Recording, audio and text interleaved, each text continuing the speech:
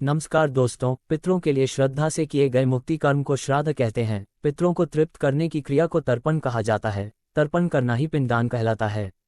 भाद्वे महीने की पूर्णिमा से अश्विन महीने के कृष्ण पक्ष की अमावस्या तक कुल 16 दिन तक का समय पितृपक्ष या श्राद्ध कहलाता है।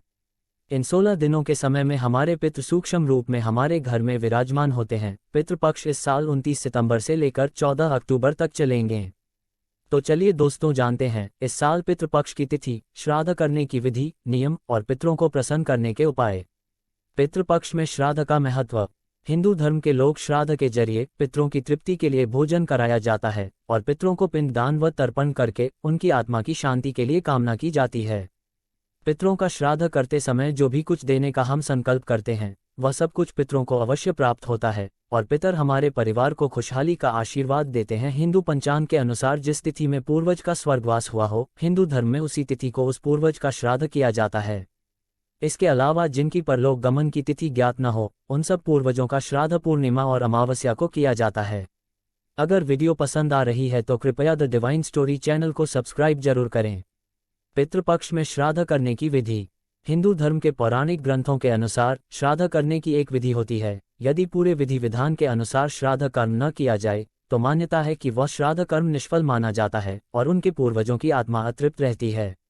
शास्त्रों के अनुसार मान्यता है कि पितृपक्ष में किसी सुयोग्य विद्वान ब्राह्मण के जरिए ही पूर्वजों का श्राद्ध कर्म अर्थात पिंडदान और तर्पण करवाना चाहिए।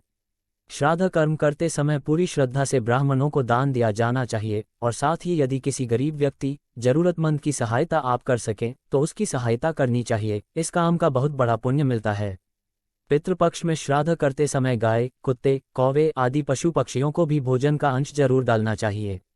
इन्हें भोजन कराते समय अपने पितरों का स्मरण करना चाहिए और मन ही मन में पितरों को श्राद्ध का भोजन ग्रहण करने की प्रार्थना करनी चाहिए।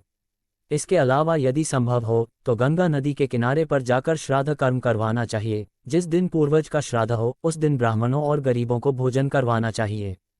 भोजन करवाने के बाद अपने सामर्थ्य के अनुसार उनको दान दक्षिणा देकर आप भक्त जरूर करनी चाहिए।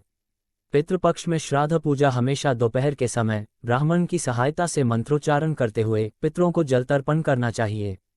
पितृपक्ष में श्राद्ध का भोजन कैसे तैयार करना चाहिए। पितृपक्ष में अपने पूर्वज का श्राद्ध करने के लिए ब्राह्मण और गरीबों को आमंत्रित करके भोजन कराएं, फिर उनको अपने सामर्थ्य के अनुसार कुछ भी दान जरूर दें।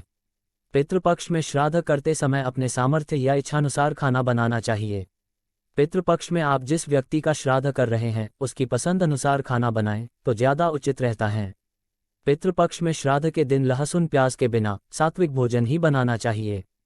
श्राद्ध के भोजन में उड़द की दाल, चावल, दूध से बने पकवान, खीर, मौसम के अनुसार सब्जी जैसे तोरी, लौकी, सीताफल, भिंडी आदि की सब्जी ही श्राद्ध के भोजन में मान्य है। मान्यता है कि पितृपक्ष में श्राद्ध के दिन पितरों का स्मरण करने से पितर घर में आते हैं और अपनी पसंद का भोजन करने के बाद उनकी आत्मा तृप्त हो जाती है, फिर उनको मोक्ष मिल जाता है। याद रखें, पितृपक्ष में श्राद्ध के खाने में लहसुन प्याज का इस्तेमाल भूलकर भी न करें। इसके अलावा हिंदू शास्त्रों में 5 तरह के लोगों को भोजन करवाया जाना चाहिए। गाय, कुत्ता, काज्ञानी, कौवा, दयादि अर्थात ब्राह्मण और चींटी को श्राद्ध का भोजन कराया जाना चाहिए। पितृपक्ष के नियम और उपाय। हिंदू शास्त्रों के अनुसार श्राद्ध कर्म करने से पितृगण के साथ देवता भी तृप्त हो जाते हैं। श्राद्ध तर्पण करना हमारे पूर्वजों के प्रति हमारा कर्तव्य बनता है। श्राद्ध कर्म करने से वंश पर लगा पितृ ऋण भी चुक जाता है। पितृपक्ष में अष्टमुखी रुद्राक्ष धारण करना चाहिए। पितृपक्ष के दिनों में अपने घर में 16 या 21 मोर के पंख अवश्य लाकर रखना चाहिए। पितृपक्ष में शिवलिंग पर जल में थोड़ा सा दूध मिलकर अर्पित करना चाहिए और अपने घर में प्रतिदिन दूध ये युक्त खीर बनानी चाहिए। पितृपक्ष में भोजन करने से पहले सर्वप्रथम गाय, फिर कुत्ते और कौवे के लिए अलग से भोजन निकाला जाना चाहिए। माना जाता है कि ये सभी जीव यमराज के काफी निकट होते हैं। इनको भोजन कराने से पितरों को अर्पित भोजन माना जाता है। इसके अलावा इनको भोजन कराने से अकाल मृत्यु से छुटकारा मिलता है। पितृपक्ष में किस तिथि पर किनका श्राद्ध करें। पूर्णिमा तिथि से पितृपक्ष शुरू हो जाता है। एकम तिथि पर नाना नानी के परिवार में किसी की मृत्यु हुई हो और मृत्यु तिथि ज्ञात न हो तो उसका श्राद्ध एकम तिथि पर किया जाता है। अगर किसी अविवाहित व्यक्ति की मृत्यु हुई हो तो उसका श्राद्ध पंचम तिथि को किया जाना चाहिए। अगर किसी महिला की मृत्यु हुई हो और मृत्यु तिथि ज्ञात नहीं है तो उसका श्राद्ध नवमी तिथि पर किया जाता है।